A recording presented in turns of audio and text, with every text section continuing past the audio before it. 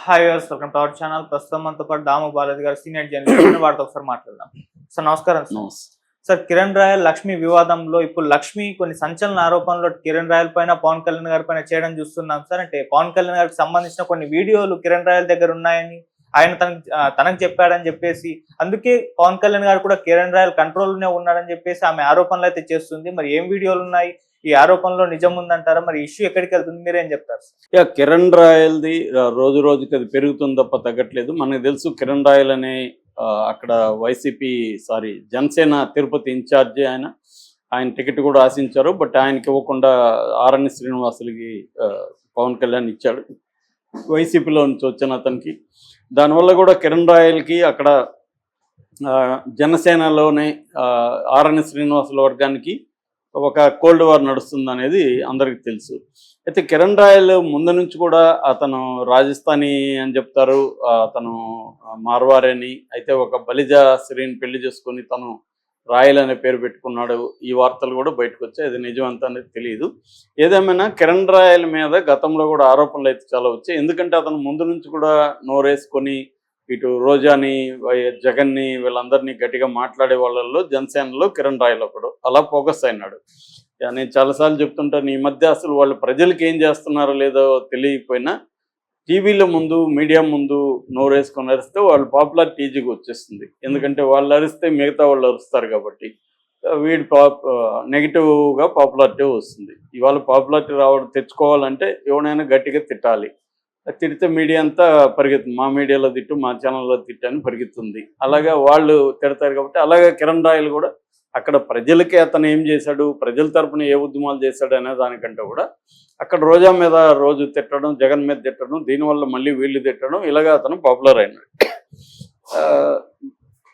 పవన్ కళ్యాణ్ కూడా ఇలాంటి వాళ్ళని చారదీశాడు. మనకి ఇక్కడ 30 years ఇండస్ట్రీ కావచ్చు, చేపల పులుసు ఆర్పి గారు కావచ్చు, లేకపోతే ఆది కావచ్చు, వీళ్ళందరూ కూడా ప్రజా ఉద్యమాలు ఇంకోటి చేసిన బ్యాచ్ కాదు. వీళ్ళందరూ కూడా నోరులు వేసుకొని మాట్లాడిన వాళ్ళే. ఈ బ్యాచ్ అన్ని పొలిటికల్ పార్టీలు ఉన్నారు. పవన్ కళ్యాణ్ కూడా ఇలాంటి బ్యాచ్కి ఇంపార్టెన్స్ ఇస్తున్నాడు. సో ఈ నేపథ్యంలో లక్ష్మి అనే ఒక ఆమె బయటకు వచ్చి, నా దగ్గర నేను 1,20,00,000 రాయల్కి ఇచ్చాను, కిరణ్ రాయల్కి, అలాగే కొన్ని సవరాలు బంగారు కూడా ఇచ్చాను, నన్ను మోసం చేశాడు, నన్ను ప్రెజర్ చేసి 30 లక్షలే ఇచ్చినట్టుగా అతను వీడియో కూడా చేయించాడు, నా దగ్గర 1,20,00,000 ఇచ్చిన దానికి సాక్ష్యాలు ఉన్నాయని చెప్పి ఆమె ఆరోపించింది. దాంతో కిరణ్ రాయల్ వచ్చి ఆమె మీద అసలు నేను అవన్నీ తీసుకోలేదన్నాడు. దాంతో వరుసగా కిరణ్ రాయల్ మీద ఆడియోలు, వీడియోలు బయటకు వచ్చాయి. అందులో క్లియర్గా కిరణ్ రాయల్కి ఈమెకి మధ్య అఫైర్ గతంలో ఉన్నట్టుగా తెలుస్తుంది. ఆమె చైన్గా గిఫ్ట్ చేయడం అవన్నీ వచ్చాయి బయటికి. అట్లాగే కిరణ్ రాయల్కి మల్టిపుల్ అఫైర్స్ ఉన్నాయి. కిరణ్ రాయల్ మాటలు చూస్తే మాత్రం అతి భయంకరంగా ఒక పొలిటికల్ లీడర్ లాగా మాట్లాడట్లేదు, అతను ఒక వీధి రౌడీలాగా బిహేవ్ చేస్తున్నట్టుగానే అర్థమవుతుంది. 100 మంది పెట్టుకుంటాను బండబూతులు తిడుతున్నాడు ఈ అమ్మాయిని కూడా. ఇవన్నీ తెలిసి కూడా పవన్ కళ్యాణ్ సైలెంట్గా ఉన్నాడు. ఈ వేరే ఎక్కడో జరిగితే మాత్రం పవన్ కళ్యాణ్ స్పందిస్తాడు, ఇక్కడ పూజారి మీద దాడి జరిగితే ఆయన స్పందించాడు, కానీ దీని మీద ఏమి స్పందించలేదు. స్పందించకపోగా ఈ అమ్మాయిని అరెస్ట్ చేయడానికి పవన్ కళ్యాణ్ సహాయం చేశాడనేది ఇప్పుడు వార్త. ఎందుకంటే రాజస్థాన్ పోలీసులు సడన్గా ఆ రోజే వచ్చి ఈ అమ్మాయిని తీసుకెళ్లడం అనేది అందరికి కూడా విచిత్రంగా అనిపించింది. పైగా అదేదో పెట్టి కేసు, పార్టీ 1A నోటీసులు ఇవ్వాల్సిన కేసు. ఈవెన్ జడ్జి గారు కూడా, జైపూర్ జడ్జి, ఈమెకి పార్టీ 1 నోటీసులు, ఏ నోటీసులు ఎందుకు ఇవ్వలేదని అడిగారని చెప్తున్నారు. సో అందుకని ఇమీడియట్గా కూడా బెయిల్ వచ్చేసింది. నిజానికి డబ్బులు కట్టడం లేట్ అయ్యి బయటికి రాలేదు, కానీ బెయిల్ ఇమీడియట్గా వచ్చేసింది. సో ఇప్పుడు ఆమె బయటకు వచ్చిన తర్వాత ఆమె మళ్ళీ ప్రెస్ మీట్ పెట్టింది. ముందు రాజస్థాన్ నుంచి ఒక వీడియో రిలీజ్ చేసింది. ఆ వీడియోలో ఏంటంటే, నాకు వైసీపీని ఇంకొకరు సపోర్ట్ ఉన్నాడని ఆరోపిస్తున్నాడు ఇతను. వైసీపీ లేదు, ఎవరు లేదు, ఏ పొలిటికల్ పార్టీ లేదు, మా అబ్బాయిలే మా ప్రాపర్టీని అమ్మి అర్జెంటుగా అమ్మి దాన్ని డబ్బులు తీసుకొచ్చి నన్ను విడిపించుకొని వెళ్ళారు అని అప్పుడే చెప్పింది. బయటకు వచ్చినాక, తిరుపతికి వచ్చినాక నేను చాలా విషయాలు చెప్తాను అనేది. ఇప్పుడు తిరుపతికి వచ్చినాక ఆమె ఇంకొక వీడియో చేసింది. ఆ వీడియోలో ఆమె ప్రధానంగా ఆరోపించేది ఏంటంటే, కిరణ్ రాయల్ దగ్గర పవన్ కళ్యాణ్ పెన్ డ్రైవ్ ఉంది. ఆ పవన్ కళ్యాణ్ పెన్ డ్రైవ్లో అనేక మహిళల మీద అతను వ్యవహారాలు ఉన్నాయి, రహస్యాలు ఉన్నాయి. దాన్ని పెట్టుకొని కిరణ్ రాయల్ పవన్ కళ్యాణ్ని బ్లాక్మెయిల్ చేస్తున్నానని అతనే నాకు చాలాసార్లు చెప్పాడు. నేను పవన్ కళ్యాణే నాతో భయంగా ఉంటాడు, ఎందుకంటే పవన్ కళ్యాణే నేను బ్లాక్మెయిల్ చేస్తాను, నువ్వెంత అని నాతో మాట్లాడేవాడు. సో అని అందుకనే ఇప్పుడు పవన్ కళ్యాణ్ ఈ విషయంలో కిరణ్ రాయల మీద చర్య తీసుకోవట్లేదు. నేను నిజానికి ఒక ఆడపడుచుగా నాకు న్యాయం చేయమని పవన్ కళ్యాణ్ అడిగాను, అదేమీ చేయలేదు అని చెప్తున్నాను. నిజం కూడా ఆమె చెప్పిన దాంట్లో ఒక నిజమైతే ఉంది. అది ఉందా లేదా మనకి తెలియదు, పెన్ డ్రైవ్. కానీ మరి పవన్ కళ్యాణ్ ఎందుకు భయపడుతున్నాడు కిరణ్ రాయలకి? పవన్ కళ్యాణ్ మామూలుగా అయితే ఏం చేయాలి? ఇక్కడ మనం చూసాము, అతను ఎవరు, మన డ్యాన్స్ మాస్టర్ జానీ మాస్టరు, ఆయన మీద ఇమ్మీడియట్గా ఆయన సస్పెండ్ చేశారు. అక్కడ కూడా అది చేయాలి కదా కిరణ్ రాయల్. చేయకుండా అది పెండింగ్లో పెట్టి ఈ లోపల మా వాళ్ళు విచారణ అన్నారు. ఏం విచారణ? మరి ఈ లోపల ఆమెను కలవాలి కదా, ఒక బ్యాచ్ వెళ్ళి ఆమెను కలిసి మాట్లాడి ఉండాలి కదా. జనసేన బ్యాచ్ ఒక ఫ్యాక్ట్ ఫైండింగ్ కమిటీ వెళ్ళి ఆమెతో మాట్లాడాలి, మొత్తం విచారించి ఉండాలి. ఏమీ జరగలేదు. కనీసం ఆమెకు మద్దతుగా ఎవరు కూడా ఒక స్టేట్మెంట్ కూడా ఇవ్వలేదు. సో ఆ వీడియోలన్నీ ఆడియోలు బయటకు వచ్చాయి, క్లియర్గా తెలుస్తుంది.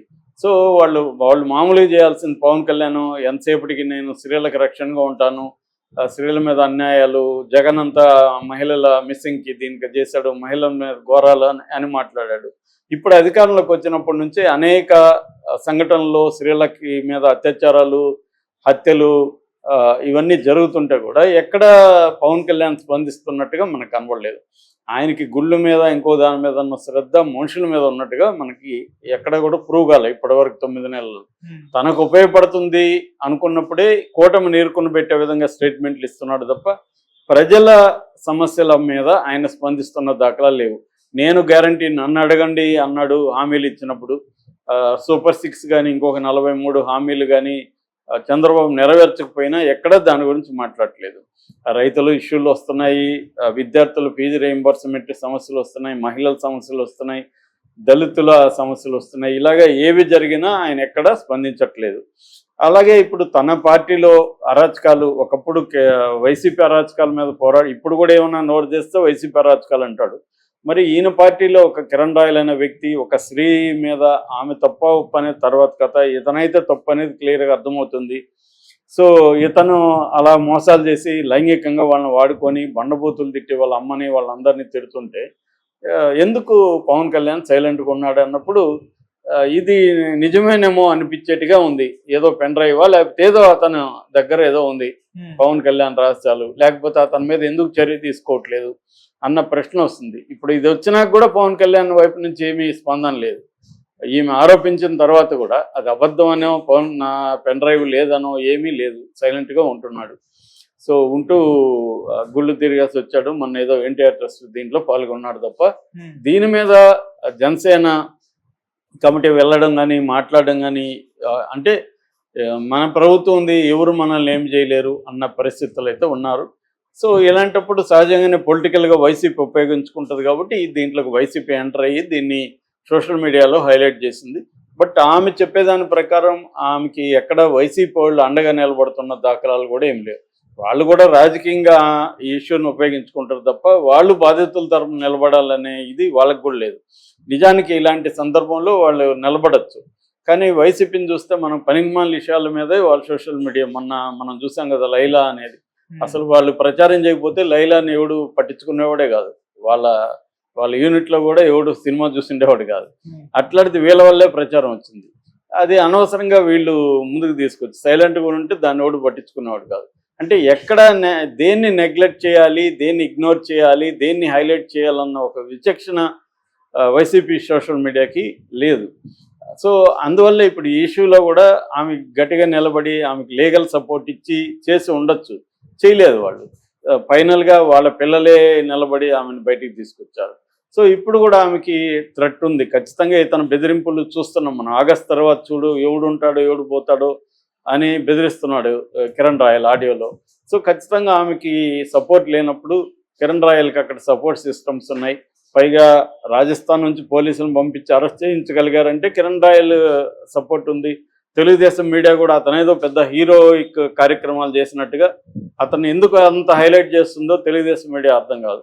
అంటే అవతల వైసీపీ ఉంటే తెలుగుదేశం మీడియా రంగంలో దిగి యువతలో వాడు ఎంత ఘోరమైన వ్యక్తి అయినా ఇతన్ని ఒక హీరోలాగా బాలకృష్ణ సినిమాలో బిల్డప్ షాట్లంతా వేస్తారు.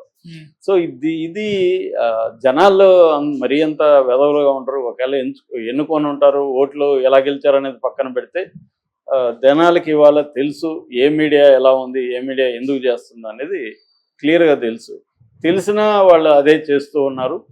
ఇదే చేసే కదా జగన్, గతంలో కూడా ఇలాంటివి చేసే జగన్ పోయాడు. ఈసారి తెలుగుదేశం సోషల్ మీడియా, జనసేన వీళ్ళందరూ ఇదే చేస్తే 5 ఏళ్ల తర్వాత మళ్ళీ అదే గతి వీళ్ళకి కూడా పట్టే అవకాశం కనిపిస్తుంది. Okay sir, thank you so much.